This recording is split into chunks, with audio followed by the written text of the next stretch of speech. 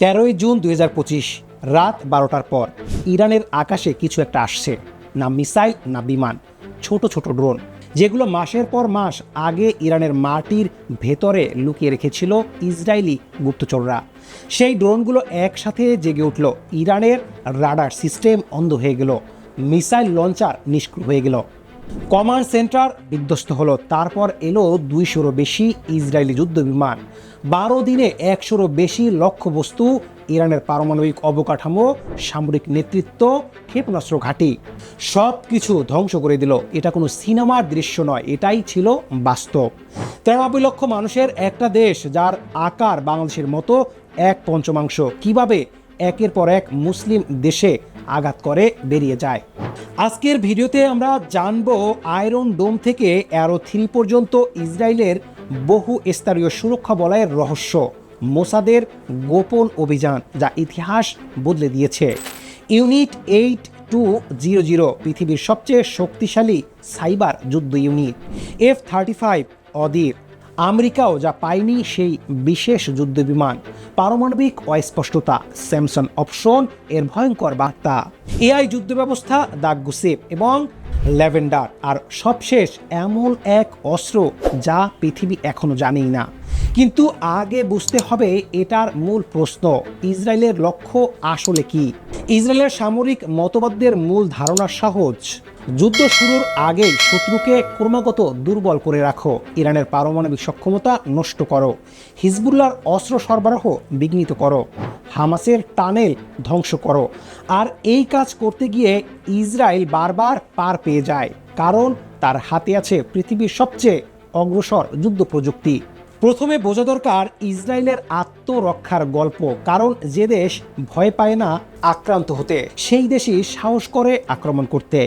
ইসরায়েলের আকাশ প্রতিরক্ষা ব্যবস্থা আসলে 4টি আলাদা স্তরের মিলন। সবচেয়ে নিচে আয়রন ডোম, এটি ছোট রকেট, মর্টার ও ড্রোন ঠেকায়। হামাসের হাজার হাজার রকেট এই ব্যবস্থাতেই আটকে গেছে। তার ওপরে ডেভিড সিলিং, মাঝারি দূরত্বের ব্যালিস্টিক ক্ষেপণাস্ত্র ঠেকানোর জন্য। 2025 সালের জুনে ইসরায়েল ইরান 12 দিনের যুদ্ধে ডেভিড সিলিং প্রথম সফলভাবে ব্যালিস্টিক ক্ষেপণাস্ত্র ভূপাতিত করেছে। তার ওপরে অ্যারো 2 এবং অ্যারো 3 দূরপাল্লার ব্যালিস্টিক ক্ষেপণাস্ত্র বায়ুমণ্ডলের ভেতরে ও বাইরে উভয় জায়গায় ধ্বংস করে। জার্মানি ইতিমধ্যে ইসরায়েলের কাছ থেকে অ্যারো 3 কিনেছে $3.1 বিলিয়ন। ইসরায়েলের প্রতিরক্ষা রপ্তানির ইতিহাসে সবচেয়ে বড় চুক্তি।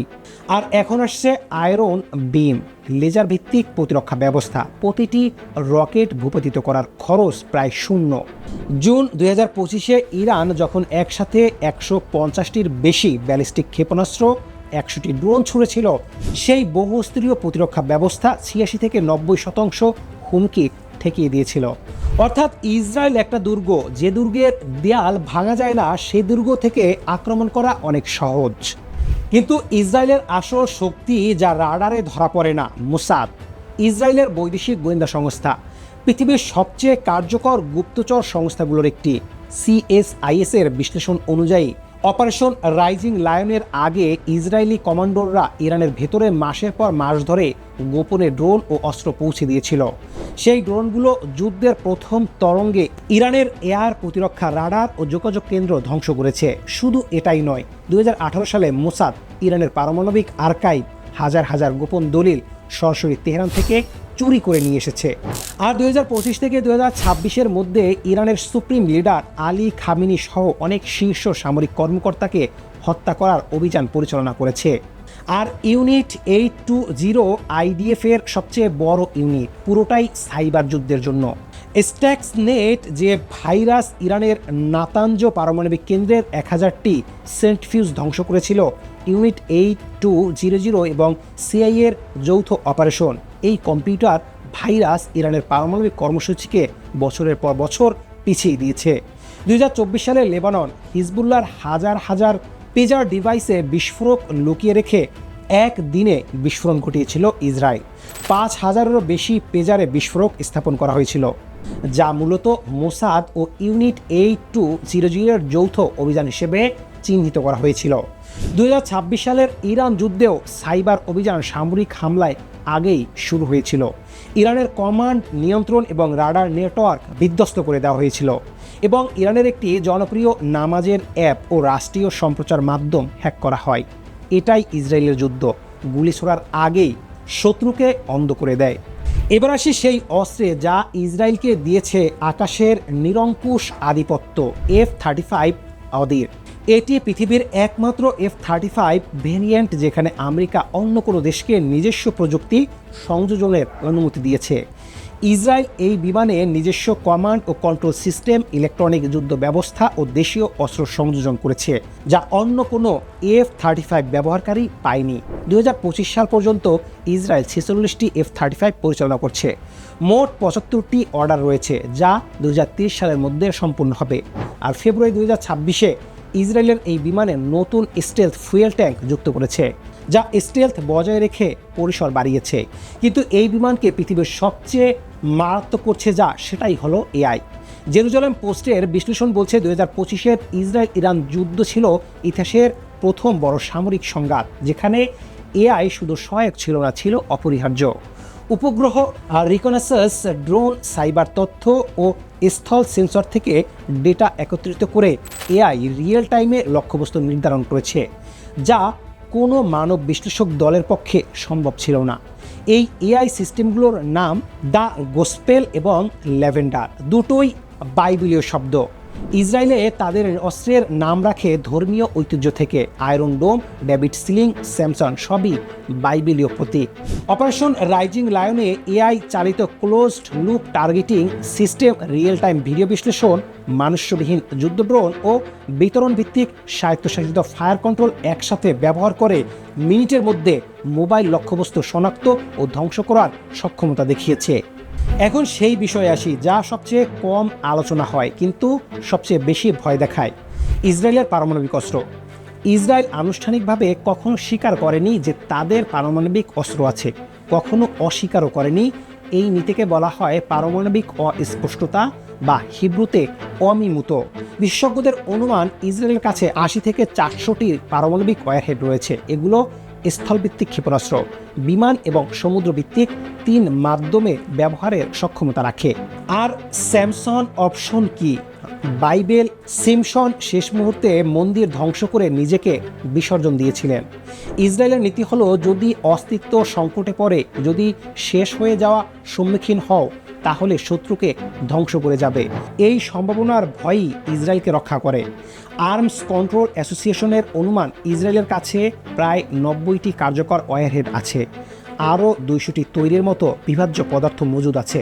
মধ্যপ্রাচ্য কোনো দেশ ইসরায়েলকে সরাসরি অস্তিত্বের হুমকি দিতে দ্বিধা করে, কারণ কেউ জানে না সেই বোতাম কখন ইসরায়েল চেপে বসবে। কিন্তু সত্যিকারের বিশ্লেষণে প্রশ্ন করতে হবে, ইসরায়েল কি অপরাজেয়? না। গত 7ই অক্টোবর 2023 ইউনিট 8200 এর কমান্ডার পদত্যাগ করেছিলেন, কারণ হামাসের আক্রমণ আগে থেকে ঠেকাতে পারেনি ইন্টেলিজেন্স। হাজার হাজার টার্গেট নজরে রাখলেও এই একটা মুহূর্তে সবকিছু ভেঙে পড়েছিল। জনসংখ্যার সংকট, মাত্র 93 লক্ষ মানুষ দিয়ে চারদিক থেকে যুদ্ধ চালিয়ে যাওয়া দীর্ঘমেয়াদী ও কঠিন। প্রতিটি সৈনিকের ক্ষতি অনেক বড়। এছাড়াও বৈধতা সংকট, গাজায় বেসামরিক হতাহত নিয়ে আন্তর্জাতিক বিচ্ছিন্নতা বাড়ছে। তুরস্ক ইসরায়েলের বিরুদ্ধে ইস্তানবুলের আদালতে হামলা করেছে এবং নেতানিয়াহু 34 জন ইসরায়েলি কর্মকর্তার বিরুদ্ধে গণহত্যার অভিযোগ এনেছে। আর আর্থিক চাপ, ইসরায়েলের প্রতিরক্ষা বাজেট 2026 সালে $46 বিলিয়ন পৌঁছেছে। এই ব্যয় দীর্ঘমেয়াদী টেকসই করা চ্যালেঞ্জ। তবু প্রতিটি দুর্বলতার বিপরীতে ইসরায়েলের কাছে এমন কিছু আছে যা পূরণ করে দেয়। এখন এই ছবিটা বাংলাদেশের জন্য কেন প্রাসঙ্গিক? কারণ ইসরায়েল সামরিক প্রযুক্তি এখন বিশ্বের অনেক দেশে রপ্তানি করছে। 2024 সালে ইসরায়েল প্রতিরক্ষা রপ্তানি রেকর্ড $14.8 বিলিয়ন পৌঁছেছে। ইসরায়েলি ড্রোন, সাইবার প্রযুক্তি, ক্ষেপণাস্ত্র প্রতিরক্ষা ব্যবস্থা পৃথিবীর বিভিন্ন দেশ ব্যবহার করছে। আর মুসলিম বিশ্বের জন্য ইসরায়েলের এই সামর্থ্য একটা বার্তা দেয়। প্রযুক্তি, গোয়েন্দা সক্ষমতা ও কৌশলগত দূরদর্শিতা, এগুলো ছাড়া শুধু সংখ্যায় এগিয়ে থাকলে যুদ্ধে জেতা যায় না। ইরান ইসরায়েলের চেয়ে 10 গুণ বড়, কিন্তু জুন 2025-এ কি হলো? এখন সেই চূড়ান্ত প্রশ্নে আসি, ইসরায়েলের কাছে কি এমন কোনো অস্ত্র আছে যা পৃথিবী জানেই না? সত্যি কথা হলো হয়তো আছে। জেরুজালেম পোস্টের সামরিক বিশ্লেষকরা বলছেন ইসরায়েলের এআই স্বায়ত্তশাসিত অস্ত্র উন্নয়ন এমন একটা পর্যায়ে পৌঁছেছে যেখানে অনেক সক্ষমতা এখনও প্রকাশে আসেনি। আয়রন বিম লেজার সিস্টেম এখনও পুরোপুরি মোতায়েন হয়নি। সামুদ্রিক আয়রন ডোম আছে, কোয়ান্টাম কমিউনিকেশন ও এনক্রিপশনে কাজ চলছে। একটা দেশ যে তার শত্রুর ভেতরে ঢুকে গুপ্তচর মোতায়েন করতে পারে, পেজার বিস্ফোরণ করাতে পারে, পারমাণবিক বিজ্ঞানীদের হত্যা করতে পারে, ক্ষেপণাস্ত্র সিস্টেমকে হ্যাক করতে পারে, সেই দেশের লুকানো সক্ষমতা সম্পর্কে কেউ নিশ্চিত বলতে পারে না। প্রাচীন ইহুদি প্রবাদ আছে, he who saves a single life saves a world entire. যে একটি প্রাণী বাঁচায় সে পুরো পৃথিবীকে বাঁচায়। ইসরায়েল সেই দর্শন থেকে তার সামরিক মতবাদ তৈরি করেছে, আমাদের প্রাণ বাঁচাতে যা করতে হবে তাই করব। প্রশ্ন হলো, এই নীতি কি কখনো পৃথিবীকে বিপদে ফেলবে, নাকি এটাই মধ্যপ্রাচ্যের ভারসাম্য? উত্তর নির্ভর করে পরের যুদ্ধ কে শুরু করে।